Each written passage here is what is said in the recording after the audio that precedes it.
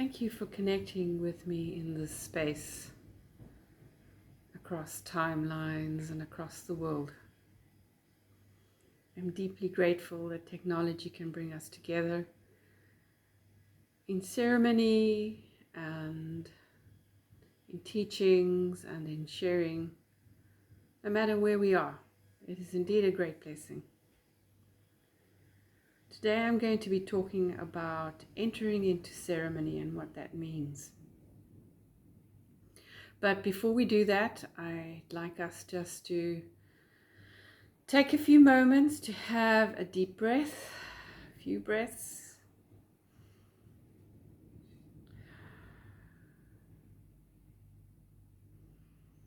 To ground ourselves, to be present as we listen to one another, and for our gratitude for being able to come together in this way.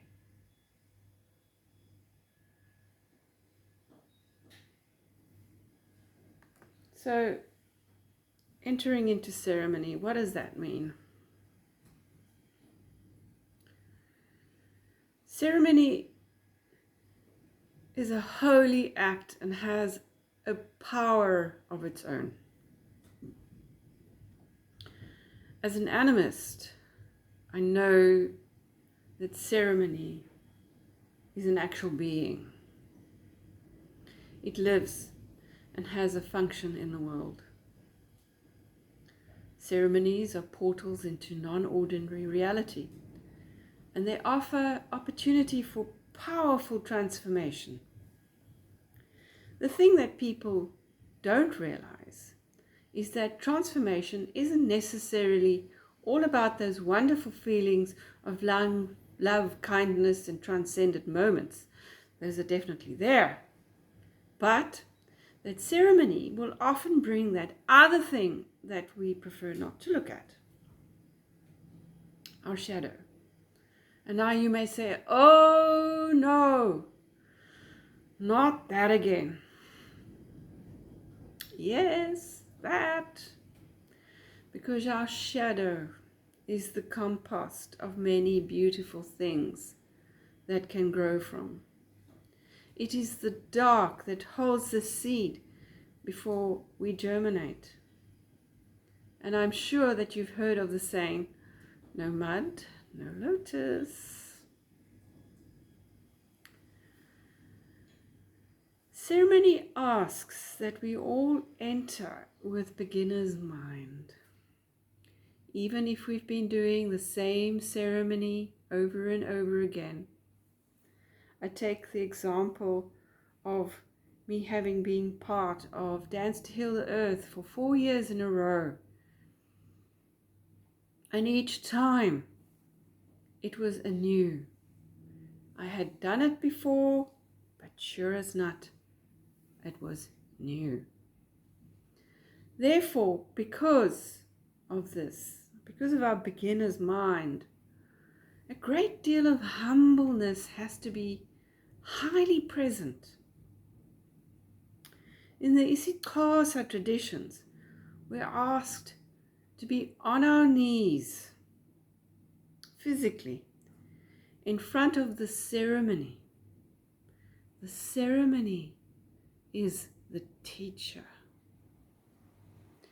So being on our knees brings us down to ground, and we know that all over the world, deep prayers and states of entering into communication with God by any name requires us to drop down and connect to Mother Earth. So humility, humbleness is really a good first step. So when we feel our roaring egos or our feelings of worthlessness and our fear even, and any other shadow aspect that you can name, drop into unpretentiousness about that moment. And when we feel this arising, we are also asked unto humbleness to enter into the sacred pause. that in-breath, that moment where we can take a few minutes to think what issues forth from us by action or by speaking and by body language. All ceremony has reason, and we are asked to put ourselves aside and think of having principles before personalities. And I'd like to add some everyday advice here as well. Ceremony doesn't have to be a big event. When we're triggered by the world, we can immediately drop into ceremony. And what does that look like? It needn't be elaborate. We don't have to get out the incense and the candles or the smudge in the middle of traffic or in the middle of the mall that we're standing in and something has just moved us. You in that moment can take that sacred pause and invoke the elements, your guides, your power plants, your animals, your ancestors, to ask for support in that moment. And you can hold still. Some might call this prayer, but I think it's more like ceremony. It can be 5 minutes.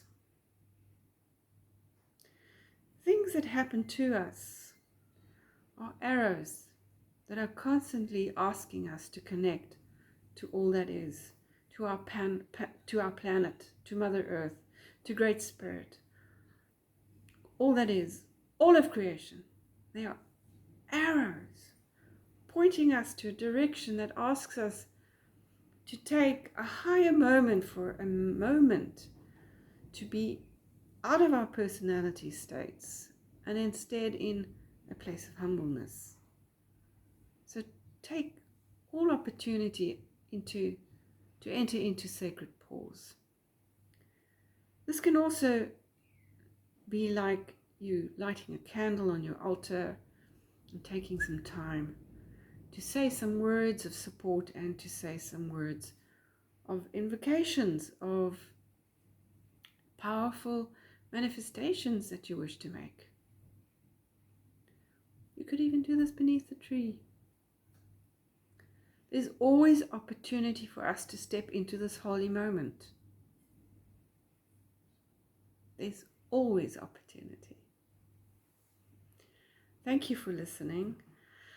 And if you wish to have a session with me, I do work internationally and online. Spirit knows no time or distance. I've just recently got off the phone call to a beautiful soul in Sri Lanka, with whom I did a clearing session with and a balancing session to get her completely aligned with her chakras, and we also did protection teachings and an invocation.